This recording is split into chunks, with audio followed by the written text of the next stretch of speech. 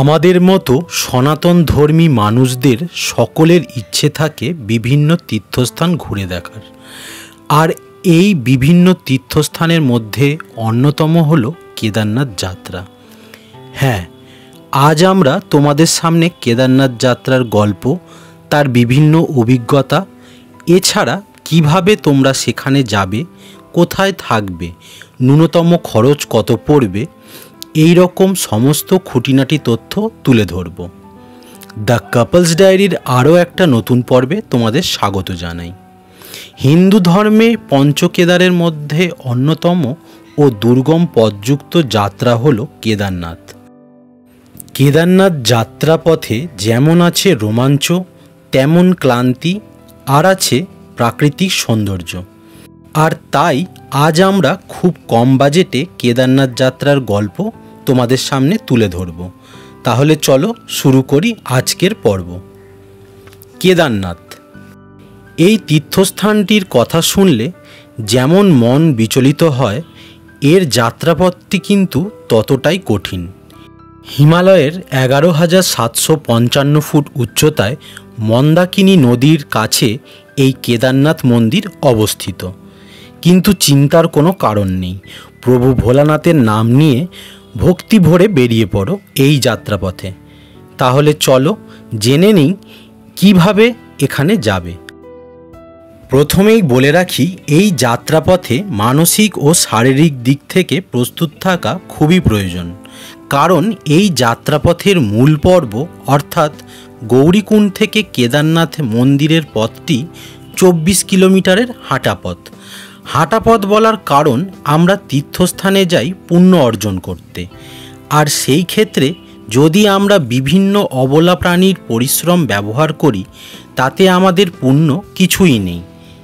এই দীর্ঘ পথে চড়াই উতরাই খানাখন্দে ভরা, হতে পারে শ্বাসকষ্ট। সেক্ষেত্রে নিজেদের শারীরিক ও মানসিকভাবে প্রস্তুত করে তবেই এসো। আর ছোট বাচ্চাদের অবশ্যই দূরে রেখো এই যাত্রাপথে। এবার আসি মূল পর্বে। প্রথমে হাওড়া থেকে হরিদ্বারগামী ট্রেন, যেমন কুম্ভ এক্সপ্রেস, দুন এক্সপ্রেস, উপাসনা এক্সপ্রেসের মতো ট্রেনে করে চলে এসো হরিদ্বার। তারপর স্টেশন চত্বর থেকে অটো নিয়ে চলে এসো হোটেলে। স্টেশনের কাছাকাছি থাকার জন্য তোমরা হোটেল পেয়ে যাবে। আর যদি আমাদের মতো এক রাতের বাজেট রুম চাও, তাহলে আমরা সাজেস্ট করব স্টেশনের কাছেই রয়েছে ভারত সেবাশ্রম। সেখানে 600 টাকায় খুব সুন্দর রুম পেয়ে যাবে। নাম্বার ডেসক্রিপশানে দিয়ে দিলাম, দেখে নিতে পারো। হোটেলের লাগেজ রেখে বেরিয়ে পড়ো হরিদ্বারের বিখ্যাত হরকিপৌরি ঘাটের গঙ্গা আরতি দেখতে।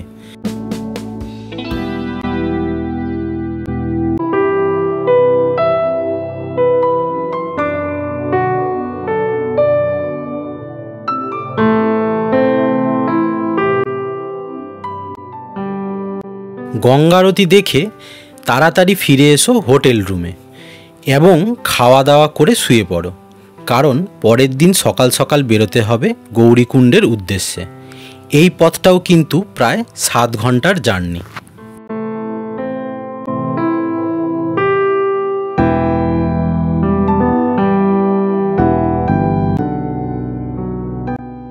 পরের দিন সকাল সকাল ব্রেকফাস্ট করে বেরিয়ে পড়ো গাড়ি স্ট্যান্ডের দিকে। গাড়ি স্ট্যান্ড থেকে যদি গাড়ি শেয়ারে বুক করো, তাহলে হরিদ্বার থেকে সোনপ্রয়াগের ভাড়া পড়বে মাথা পিছু 900 থেকে 1000 টাকা। আর যদি ফুল বুক করো তাহলে পড়বে 6000 টাকা। তবে শেয়ারে বুক করলে গাড়ি পুরো ভর্তি না হলে গাড়ি কিন্তু ছাড়বে না, তাই সকাল সকাল এলে তাড়াতাড়ি গাড়ি ভর্তি হয়। এছাড়া গাড়ি স্ট্যান্ডের কাছেই বাস স্ট্যান্ডও আছে। ওখানে মাথা পিছু 550 টাকা করে পড়ে হরিদ্বার থেকে সোনপ্রয়াগ যেতে। ব্যাস, এবার বেরিয়ে পড়ো সোনপ্রয়াগের উদ্দেশ্যে। পথে দুপুরের লাঞ্চ, রুদ্রপ্রয়াগ ও কিছু দর্শনীয় স্থানে গাড়ি দাঁড়াবে।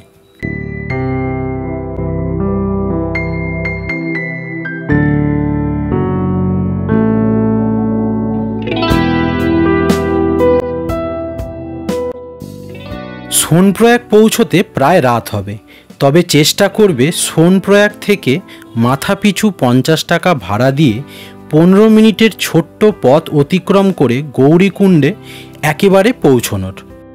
কারণ পরের দিন কেদারনাথের জন্য সকাল সকাল বেরোতে গেলে গৌরীকুণ্ড থেকে যেতে তোমাদের সুবিধে হবে। তা না হলে এই সোনপ্রয়াগ থেকে গৌরীকুণ্ডের যাত্রা তোমাদের অনেক সময় নষ্ট করে দেবে। এবার গৌরীকুণ্ডে এসে মার্কেটের সামনে অনেক ছোট ছোট হোটেল পাবে, আর সাথে পাবে বাংলায় যাকে বলে দালাল। তবে সত্যি কথা বলতে ভালো রুম সমেত বাথরুম পেতে তোমাদের কম করে 1800 থেকে 2000 টাকা খরচা করতে হবে। তবে ঘর দেখে তবেই ফাইনাল করবে। এবার রুমে এসে ফ্রেশ হয়ে খেয়ে দিয়ে শুয়ে পড়ো। পরের দিন সকাল সকাল উঠে ব্রেকফাস্ট করে প্রস্তুত করে নাও নিজেকে, কারণ আসল যাত্রা আজ। একটা মিডিয়াম রুকস্যাকে জলের বোতল, হালকা খাবার, বিস্কুট, চকলেট, ঔষধ নিয়ে নাও। আর জামা কাপড় বেশি নেবে না, যাতে ব্যাগ বেশি ভারী না হয়। এবার বাকি লাগেজ লকার রুমে রেখে ভোলেনাথের নাম নিয়ে বেরিয়ে পড়ো কেদারনাথের উদ্দেশ্যে।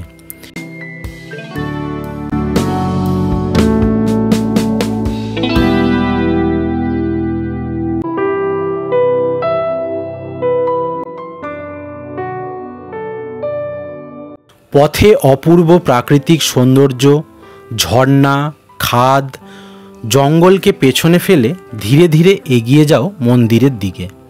পথে ক্লান্তি এলে বসার ব্যবস্থা আছে। খিদে পেলে সঙ্গের খাবার ছাড়াও পথে পাবে আলুর পরোটা, যার প্রতিটা পিস কিন্তু 50 থেকে 60 টাকা। সঙ্গে পাবে 50 টাকা মূল্যের ম্যাগিও। তেষ্টা পেলে ঝর্ণার জল খেতেই পারো। এই জল খুবই স্বচ্ছ এবং হজমে উপযোগী। সেই সঙ্গে পথের ধারে ধারে আছে সুলভ শৌচালয়। পুরো যাত্রাপথটা ধীরে ধীরে এবং উপভোগ করে চলবে। শরীরকে বেশি কষ্ট দেবে না, তাড়াহুড়ো করবে না, হাঁপিয়ে গেলে বসে পড়বে। এইভাবে ধীরে ধীরে পৌঁছে যাবে কেদারনাথ।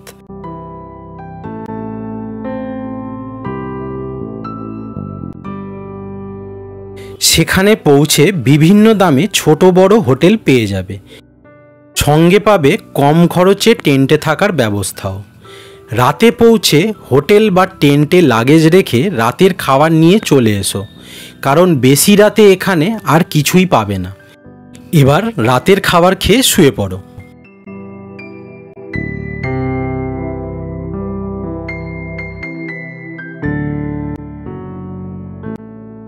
পরের দিন সকালে তুষারাবৃত হিমালয়ের কোলে নিজেকে এক স্বর্গানুভূতির অনুভব করাতে পারবে।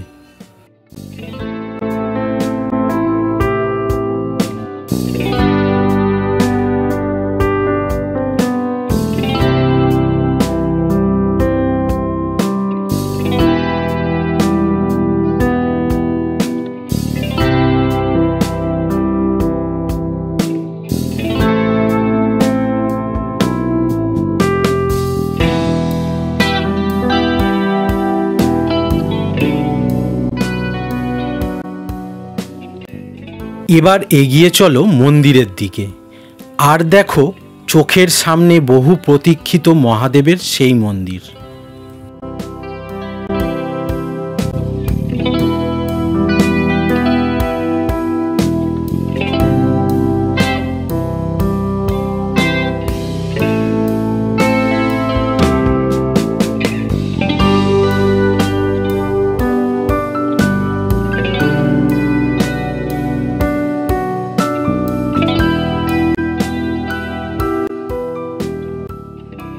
এই বছর অর্থাৎ 2025 সালে মন্দিরের দ্বার উন্মোচন হচ্ছে 2রা মে তারিখে।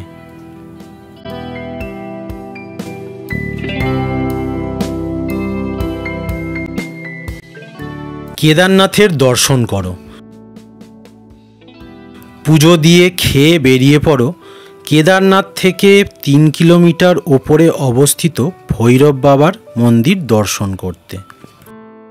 কথিত আছে ভৈরব বাবার মন্দির দর্শন না করলে কেদারনাথ দর্শন অসম্পূর্ণ হয়।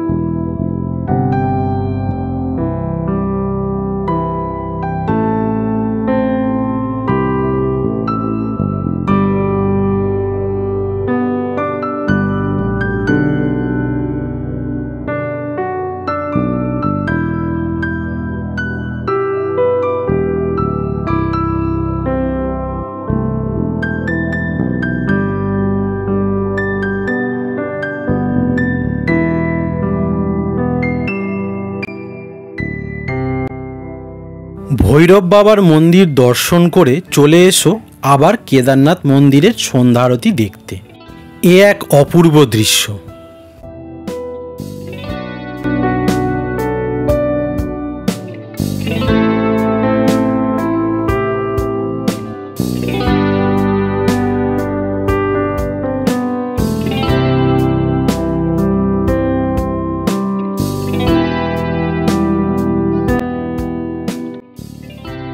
সন্ধ্যা আরতি শেষ করে মন্দির চত্বর ভালো করে ঘুরে রাতের খাবার নিয়ে চলে এসো রুমে।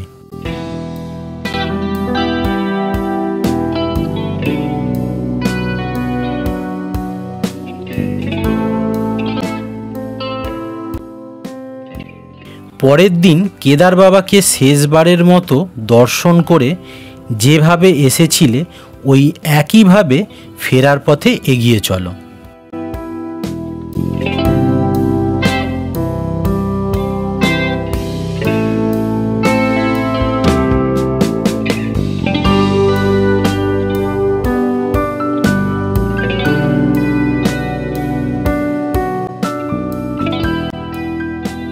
তাহলে এইভাবে প্ল্যান বানালে তোমরা ন্যূনতম কম বাজেটে পুরো কেদারনাথ ভ্রমণ অতি সহজে করে ফেলতে পারবে।